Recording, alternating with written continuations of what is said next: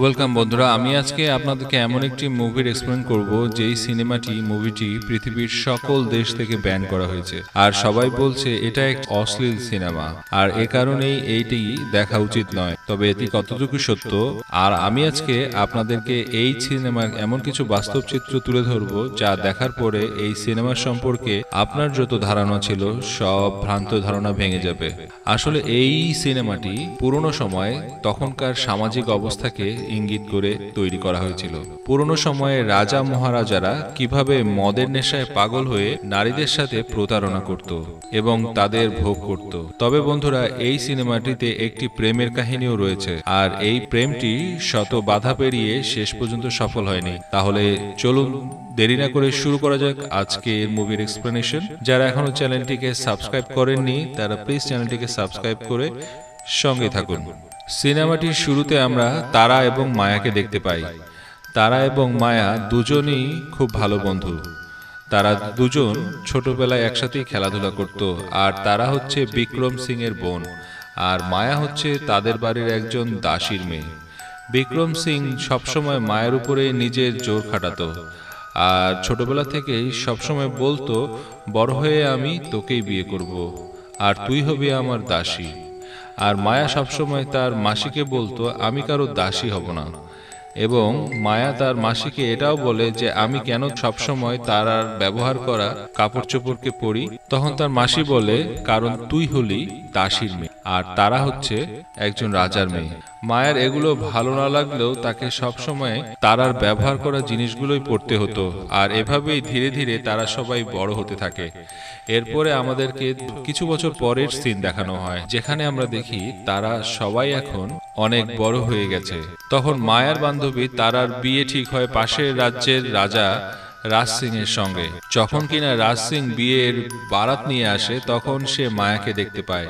আর মায়াকে দেখে সে তার চোখ ফেরাতে পারেনি, কিন্তু তারা তখন এটা দেখে ফেলে এবং তারার এটা একদমই ভালো লাগে না। সে ভাবে, আমার যার সাথে বিয়ে হচ্ছে সে মানুষটা আমাকে না দেখে মায়াকে দেখছে। তখন তারা মায়ার দিকে একটু ঈর্ষার চোখে তাকায় এবং মায়াকে তখন এখান থেকে চলে যেতে বলে।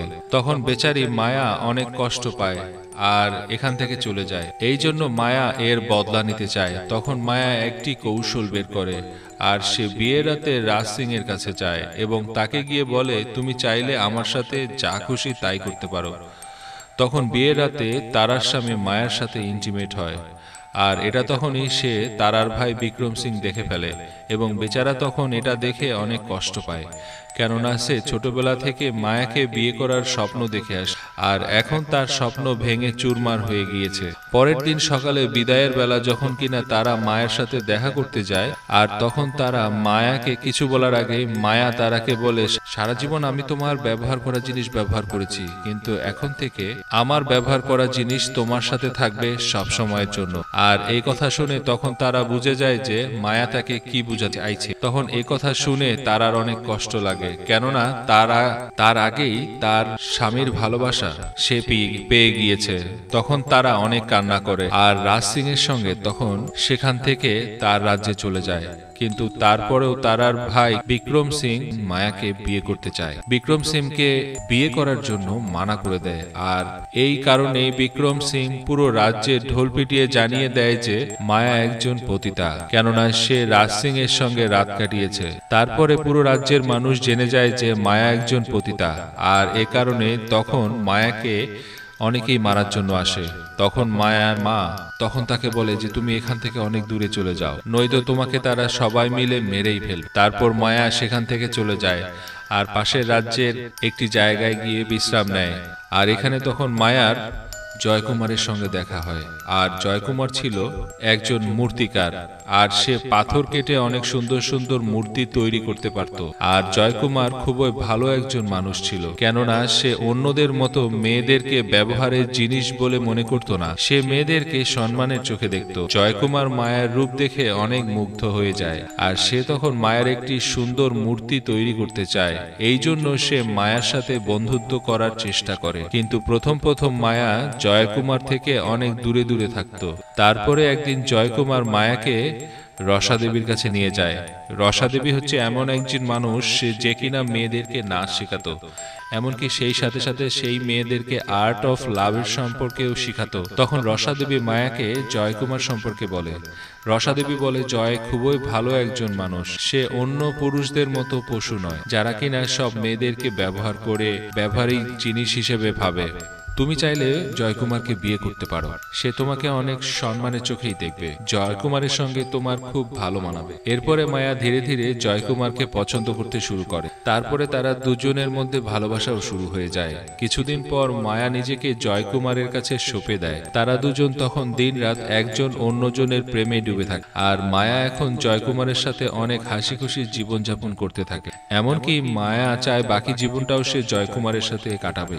মায়া জয়কুমারের সাথে তার স্বপ্নগুলোকে সাজিয়ে নিয়েছিল, কিন্তু তখনই তাদের প্রেমের মধ্যে একটি অন্য রকমের মুড আসে। জয়কুমার আস্তে আস্তে মূর্তি শিল্প থেকে দূরে চলে যাচ্ছিল, কেননা সে মূর্তি বানাতে গেলেই মূর্তির মাঝে সে মায়াকেই দেখতে পায়। তখন জয়কুমার মায়াকে গিয়ে বলে, এখন থেকে তুমি আমার থেকে দূরে থাকবে, কেননা এখন থেকে আমাদের একসাথে থাকা সম্ভব না। মায়া তখন বলে, আমরা দুজনে মিলে একসাথে মূর্তি বানাবো, তাহলে আর এই সমস্যাটা হবে না। কিন্তু জয়কুমার তখন বলে, না, এতেও হবে না, তার চেয়ে বরং ভালো হবে তুমি আমার থেকে দূরে চলে যাও। তারপরে মায়া অনেক কান্না করে, আর কান্না করতে করতে সে তখন রসাদেবীর কাছে চলে আসে এবং রসাদেবীকে সে সবকিছু খুলে বলে। রসাদেবী তখন মায়াকে বলে, এই সময়টাকে তুমি কেটে যেতে দাও, দেখবে ধীরে ধীরে সবকিছু ঠিক হয়ে যাবে এবং তখন দেখবে খুবই সুন্দর একটা মুহূর্ত আসবে তোমাদের মাঝে। আর এই সময়ের মধ্যে জয়কুমার মায়ার খুবই সুন্দর একটি মূর্তি বানিয়ে ফেলে, আর এটা তার জীবনে তৈরি করা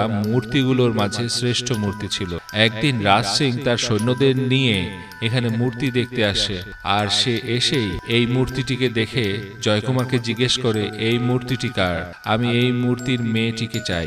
এই কথা শুনে তখন জয়কুমার বলে, সাহেব, এই মেয়েটি তো এখন আমার কাছে নেই, সে আমাকে কিছু না বলেই অন্য কোথাও চলে গিয়েছে। আসলে এখানে জয়কুমার রাজ সিংকে মিথ্যা কথা বলেছে, কারণ সে চায় রাজ সিং যেন মায়াকে দেখতে না পায়। কিন্তু রাজ সিংও চুপ করে বসে থাকার লোক নয়। রাজ সিং তখন পুরো রাজ্যে ঘোষণা করে দেয় যে এই মেয়েটি যেখানেই থাকুক না কেন সে যেন এসে রাজ সিং এর সঙ্গে দেখা করে। আর এদিকে মায়ার মনেও অন্য কিছুই চলছিল, এই জন্য সে তখন রাজ সিং এর মহলে যেতেও রাজি হয়ে যায়, কারণ এখন তার কাছে কিছুই বেঁচে নেই, কারণ জয়কুমারও তাকে ছেড়ে দিয়েছে। এই জন্য সে তখন রাজ সিং এর মহলে গিয়ে তার দাসী হয়ে যায়। আর তারা সেদিকে এসব কিছুই ভালো লাগছিল না। সে রাজ সিং এর স্ত্রী ছিল ঠিকই, কিন্তু সে কখনোই রাজ সিং এর থেকে ভালোবাসা পায়নি, কেননা রাজ সিং সবসময় রাজ্যের সুন্দরী সুন্দরী মেয়েদের এনে তাদের সাথে ইন্টিমেট হতো। আর এইসব ভোগবিলাস ছাড়াও রাজ সিং কুস্তি খেলতে অনেক ভালোবাসতো। তারপরে সে একদিন জয়কুমারের সঙ্গে কুস্তি খেলে, তারপরে সে জয়কুমারের কাছে কুস্তি খেলায় হেরে যায়। আর এতদিন রাজ সিংকে কেবল জয়কুমারের মূর্তির ফ্যান ছিল, কিন্তু আজ থেকে জয়কুমারের কুস্তিরও ফ্যান হয়ে যায়। আর খুশি হয়ে তখন সে জয়কুমারকে মহলে নিয়ে আসে আর মায়ার সাথে তার পরিচয় করিয়ে দেয় এবং সাথে সাথে বলে, মায়ার মতো এমন আরো একটি মূর্তি চাই আমার। তখন জয়কুমার মায়াকে দেখে ভাবে যে সে মায়ার মতো একটা সুন্দরীকে ছেড়ে অনেক বড় ভুল করেছে। সে যদি মায়াকে নিজে থেকে দূরে না সরাতো তাহলে আজকে মায়া তারই থাকতো। তারপরে সে রাতের বেলা একা একা মায়ের সাথে গিয়ে দেখা করে। মায়ের কাছে তখন সে ক্ষমা চায়। তখন মায়া তাকে অনেকগুলো থাপ্পড় দেয় আর তারপরে তাকে বুকে জড়িয়ে নেয়। আর এখন তারা এই প্ল্যান করে যে রাজ সিং এর চোখে ধুলো দিয়ে তারা এই রাজ্য থেকে পালিয়ে যাবে। আর এটা করাটাও কিন্তু এতটা সহজ কাজ ছিল না। আবার অন্যদিকে পাশের রাজ্যের শাও তার রাজ্যকে দখল করতে চাইছে, কিন্তু রাজ সিং ভোগবিলাসে এতটাই মগ্ন হয়ে পড়েছিল যে তার এই রাজ্যের দিকে কোনো খেয়ালই ছিল না। একদিন যখন রাজ সিং মায়ের কাছে যায় আর তার সাথে ইন্টিমেট হওয়ার কথা বলে, তখন মায়া তাকে তিরস্কার করে, আর এ কারণে তখন রাজ সিং এর অনেক অপমান লাগে। আর এ কারণে এখন রাজ সিং এর বদলা নিতে চায়। তখন রাজ সিং এর মনে হচ্ছিল মায়া আর জয়কুমারের মধ্যে হয়তো আগে থেকেই সম্পর্ক ছিল, আর এজন্যই তো মায়ার এত সুন্দর মূর্তি বানাতে পেরেছিল। তখন জয়কুমারের সাথে কুস্তি খেলে আর তখন সে জয়কুমারকে মেরে আধমরা করে দেয়। তারপরে যখন কিনা মায়া জয়কুমারকে কোলে নিয়ে আদর করছিল, ঠিক তখনই রাজ সিং তার মন্ত্রী সমেত এখানে এসে তাদের হাতে নাতে ধরে ফেলে এবং জয়কুমারকে তখন স্টোন ভ্যালিতে বন্দি বানিয়ে রেখে দেয়। আর সেখানে তখন তাকে শিকল দিয়ে বেঁধে রাখা হয় আর অনেক অন্যায় অত্যাচার করা হয়। আর অন্যদিকে আমরা দেখি তারা এখন নিজের জীবনকে নিয়ে অনেক দুঃখী হয়ে পড়ে। যখন কিনা স্বামীর ভালোবাসা পাওয়া যায় না, তখন অন্য যত কিছুই থাকুক না কেন কোনো কিছুতেই সুখ আসে না।